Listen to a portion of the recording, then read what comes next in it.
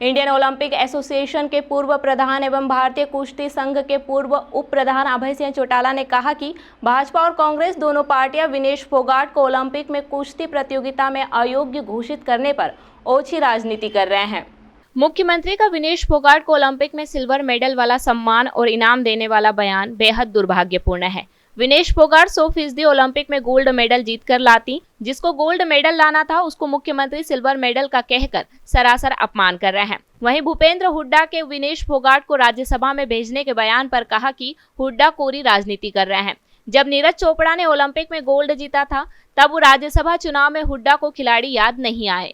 तब हुड्डा ने अपने बेटे को राज्यसभा में क्यों भेजा, नीरज चोपड़ा को राज्यसभा में क्यों नहीं भेजा? अगर इतने ही खिलाड़ियों के हितैषी थे तो अपने बेटे को राज्यसभा भेजने की बजाय ओलंपिक में गोल्ड मेडल जीतने पर नीरज चोपड़ा को राज्यसभा भेजते। अभय सिंह चौटाला ने कहा कि ओम प्रकाश चौटाला ने मुख्यमंत्री रहते हुए ओलंपिक में गोल्ड मेडल लाने पर 1 करोड़ रुपए की घोषणा की थी, जिसको आज 24 साल हो गए हैं और 1 करोड़ अब 7 करोड़ के बराबर हो गया है। वहीं चौटाला साहब ने जो कहा उसे पूरा किया था। अब भी जो वादे हमने लोगों से किए हैं उन्हें पूरा करेंगे। अभय सिंह ने ऐलान किया कि 2024 में इनेलो बसपा की सरकार बनेगी और विनेश फोगाट को गोल्ड मेडल के समान 7 करोड़ रुपए और कुश्ती एकेडमी के लिए एक प्लॉट देंगे।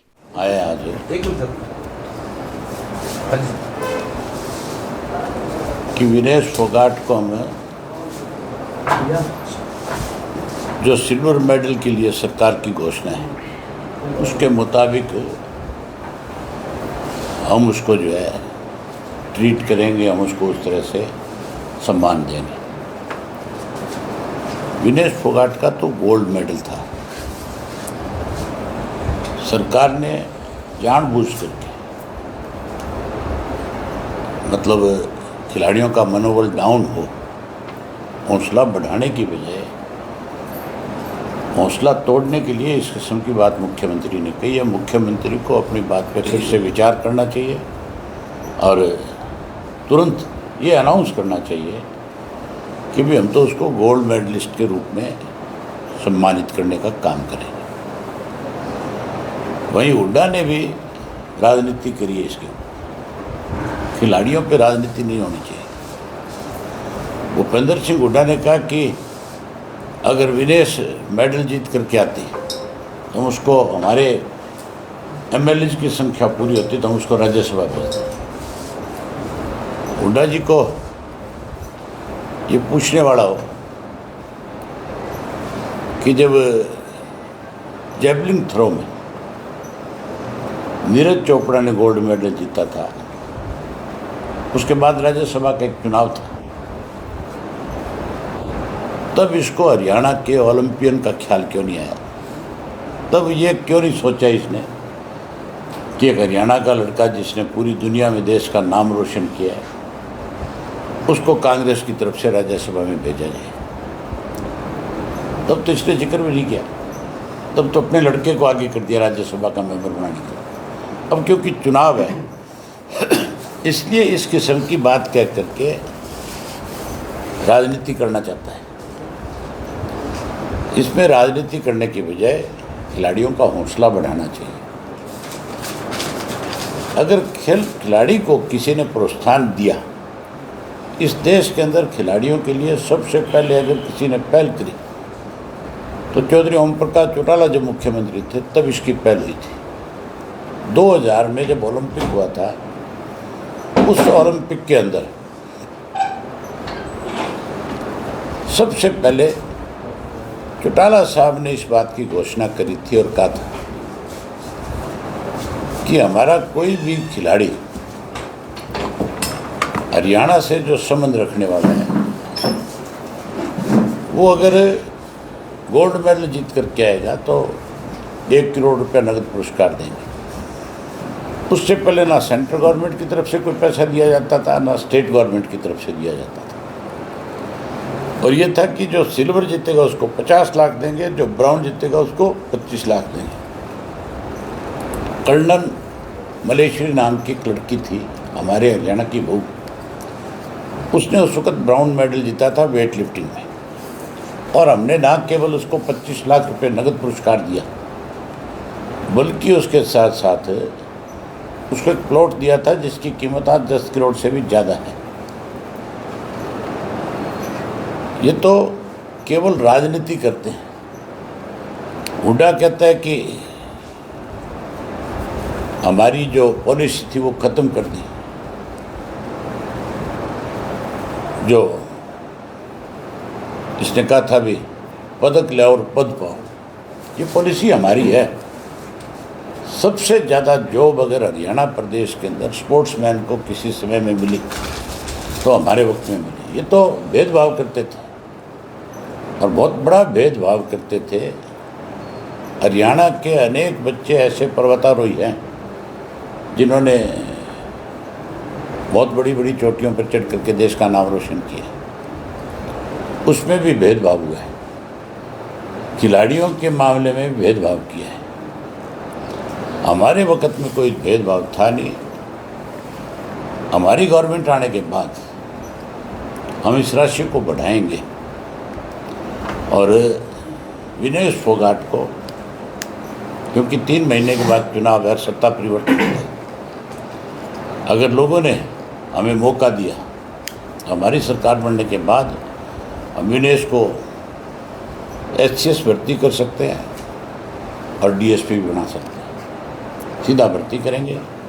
उसके साथ साथ राशि बढ़ा करके देश में सबसे ज़्यादा नगद पुरस्कार दे करके उसको सम्मानित करेंगे। ये उसका सम्मान नहीं, ये देश के हर उस खिलाड़ी का सम्मान होगा जिससे आने वाले समय में और ज़्यादा हरियाणा नहीं, देश के सारे जो खिलाड़ी हैं वो प्रयास करेंगे कि हमारे ज़्यादा से ज़्यादा मेडल तभी आएंगे जब खिलाड़ियों को ये भरोसा होगा कि सरकार जो है हमें सम्मानित करेगी, सरकार की वजह से हमें सम्मान मिलेगा, देश में हम देश का गौरव बढ़ाएंगे, देश को आगे लेकर के जाएंगे। ये तब होगा जब इनको सम्मान दिया जाएगा, इनके ऊपर राजनीति नहीं है। दूसरा, 13 तारीख के लिए आपको सबको निमंत्रण देने आया हूँ। आज 13 को बहुजन समाज पार्टी और इंडियन नेशनल लोकदल पार्टी की संयुक्त बैठक है, अनाज मंडी में करेंगे हम। आपको उसका निमंत्रण है, आप आना। मुझे लगता नहीं, हमने तो बैठक बुलाई है और मुझे लगता है कि वो रैली में तब्दील हो जाएगी और अब तक की सरसा की सबसे बड़ी रैली होगी। हज़ारों की संख्या में लोग उसमें शामिल होंगे। इस बात पे मोहर लगाएंगे कि आने वाले चुनाव में 5 सीट सरसा की जो विधानसभा की है उन पे बहुजन समाज पार्टी और इंडियन नेशनल लोकदल पार्टी काबिज होंगे। मुख्यमंत्री जो घोषणाएं कर रहे हैं, क्या लगता है कुछ फर्क पड़ेगा लोगों में? लगातार वो बैठकें कर रहे हैं कैबिनेट की और घोषणाएं कर रहे हैं। आप मुख्यमंत्री से आज मिले नहीं, आपको मिल करके पूछना चाहिए था। मैं विधानसभा में पूछूंगा। मनोहर लाल खट्टर ने मुख्यमंत्री रहते हुए जो फैसले लिए उनमें 15 से ज़्यादा फैसले इस मुख्यमंत्री ने बदले। इसका मतलब जो पहले भाजपा का मुख्यमंत्री था उसने जो फैसले लिए थे वो गलत थे। 9.5 वर्ष तक लोगों को उनके गलत फैसलों की वजह से परेशान होना पड़ा और आज बीजेपी का मुख्यमंत्री उन फैसलों को बदल रहा है। हमने ये तो देखा है कि जो सरकार जाती है वो जाते जाते कुछ फैसले लेती है और नई कोई सरकार बनती है वो बनते उनके लिए फैसलों पे रोक लगा देती है, उसका फिर अध्ययन करती है कि फैसला सही था गलत था। अगर कोई जल्दबाजी में लिए फैसले प्रदेश हित में सही नहीं है तो उनको रोक दिया जाता है। ये पहली दफ़ा देखा है कि जिनकी अपनी सरकार है उसी सरकार के लिए पहले के फैसले बदले जा रहे हैं। तो इसका मतलब मनोहर लाल खट्टर को माफ़ी मांगनी चाहिए और इसको मुख्यमंत्री को खुल करके कहना चाहिए कि हमारी सरकार के लिए फैसले गलत थे, इसकी वजह से लोग परेशान हुए, उसके लिए इसको भी माफ़ी मांगनी चाहिए। NHM कर्मचारी हड़ताल पे हैं, टैंकी पे चढ़े। आप मुझे एक चीज़ बताओ,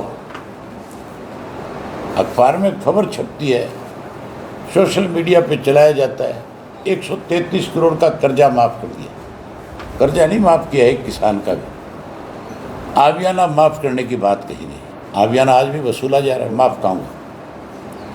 आज भी लोगों से आप पूछ सकते हो, किसी गांव के अंदर नंबरदार पैसे इकट्ठे कर रहे हैं, कर रहे हैं, कर रहे हैं ना, कर रहे हैं। तो इसका मतलब आबियाना तो वसूला जा रहा है, माफ़ कहूँगा। आबियाना माफ़ किया था 2004 में हमारी गवर्नमेंट ने, चौटाला साहब ने। भूपेंद्र सिंह हुड्डा ने उस फैसले पर रोक लगा दी थी सरकार बनने के बाद। अदरवाइज वो रोक ना लगाता तो आज किसान को, हरियाणा के को आबियाना के रूप में एक नया पैसा भी नहीं देना होता। जो फैसले हमारे वक्त के थे वो कई फैसले इस सरकार ने बदले। हमने ट्यूबवेल का जो एक मुश्त बिल कर दिया था, इन्होंने फिर से मीटर लगाने शुरू कर दिया, ज़्यादा पैसा वसूल करना शुरू कर दिया, लोगों को हरास किया है। मुख्यमंत्री की तो कितनी घोषणाएं ऐसी है, इसकी नायब सैनिक की तो, जिसको कहीं इम्प्लीमेंट किए ही नहीं अब तक। कैबिनेट की मीटिंग बुला करके इम्प्लीमेंट करने के प्रयास किए जाते हैं, लेकिन अधिकारी सुनते नहीं। तुम्हारे सरसा का तो उदाहरण है कि एसपी और डीसी को क्या कह करके गया था नायब, ये कह गया था कि मैं लोगों के चक्कर कटाओगे तो तुम्हारे चक्कर चंडीगढ़ के कटा दूंगा। तीसरे दिन ही मीटिंग थी, उस मीटिंग में क्या हाल हुआ था, किस तरह की भाषा का प्रयोग इनकी अपनी पार्टी के लोगों ने किया था। दिवाला पिट रहे हैं, नहीं पिट रहे। जाते जाते कोई भी व्यक्ति ये सोचता है कि मैं किसी तरीके से इस कुर्सी पे बैठ जाऊं, लेकिन अब लोगों का फैसला है, हर हालत में सत्ता से बाहर कर देंगे। भोपाल कांडा के साथ और सत्ता से बाहर का आप नज़ारा जो है, 13 तारीख को आपको निमंत्रण है, सब साथियों को आप आना, आपके सामने है। तो साहब अभी भी आपने ट्वीट किया है जो कि आज भूपेंद्र हुड्डा को याद आया विनेश फोगाट को राज्यसभा भेजना। वो बात मैंने कही है उसमें जी। नीरज चोपड़ा जब जीत करके आया था तब उसको राज्यसभा भेजने की बात क्यों नहीं की गई। आज चुनाव है, इसलिए भूपेंद्र सिंह हुड्डा ये कहता है कि हमारे पास संख्या बल पूरा नहीं है, तो जिस और दूसरे प्रदेश के अंदर संख्या बल पूरा है, अगर कांग्रेस खिलाड़ियों की इतनी बड़ी तैसी है तो इसको वहाँ से भेज दे। राज्यसभा का मेंबर तो किसी भी स्टेट से भेजा जा सकता है, हरियाणा ही क्यों। हरियाणा में अगर इनके पास संख्या बल नहीं है तो फिर ये सरकार के खिलाफ नो कॉन्फिडेंस क्यों ले, ये क्यों गवर्नर से जा कर के मिला और ये कहा कि ये सरकार अल्पमत में है। इसका मतलब है लोगों को सामने झूठ बोलते हो, गुमराह करते हो, अखबार के लोगों के बीच में जा कर के खबरों में बना रहना चाहते हो। ये बात तो मैं विधानसभा का सत्र आने वाला है, उसमें पूछूंगा इससे कि अगर कांग्रेस इतनी बड़ी देशी है खिलाड़ियों की, तो और बहुत सी सारी ऐसी स्टेट होंगी जहाँ से कांग्रेस का कोई एक आधा साथी चुन करके जा रहा होगा, भेज दो वहाँ से। डॉक्टर साहब आपने बात की 9.5 वर्ष तक मनोहर खट्टर ने कुछ नहीं किया, इस सरकार ने आते यू टर्न लेके फैसले बदले, तो क्या ये डैमेज कंट्रोल है या चुनाव? ये डैमेज कंट्रोल नहीं है, ये अपनी गलतियों पे मोहर लगा रहे हैं कि हमने 9.5 वर्ष तक बहुत इस तरह के फैसले लिए जिससे आम आदमी परेशान हुआ, और हमने बारी बारी ये बात कही कि बीजेपी की सरकार के फैसले गलत हैं।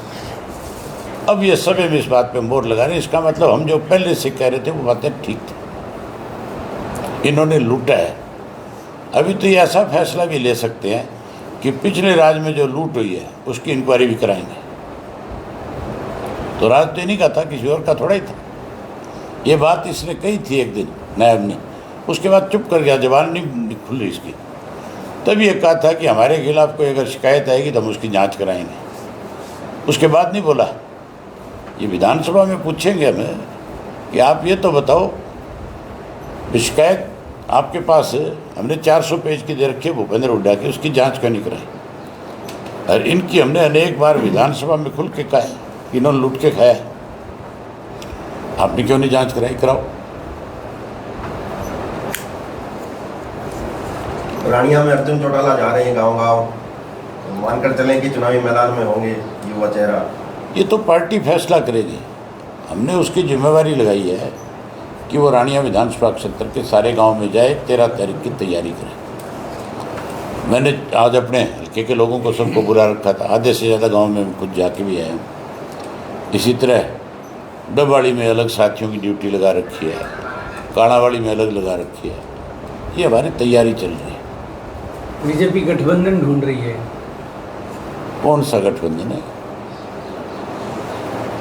गोपाल कांडा को एक ऑप्शन यहाँ पर सिरसा में अपना कमल खिलाने का एक प्रयास। अब ये तो गोपाल कांडा से पूछ रहा हूँ, उनसे पूछ, मेरे पास तो इन बातों के लिए समय नहीं है।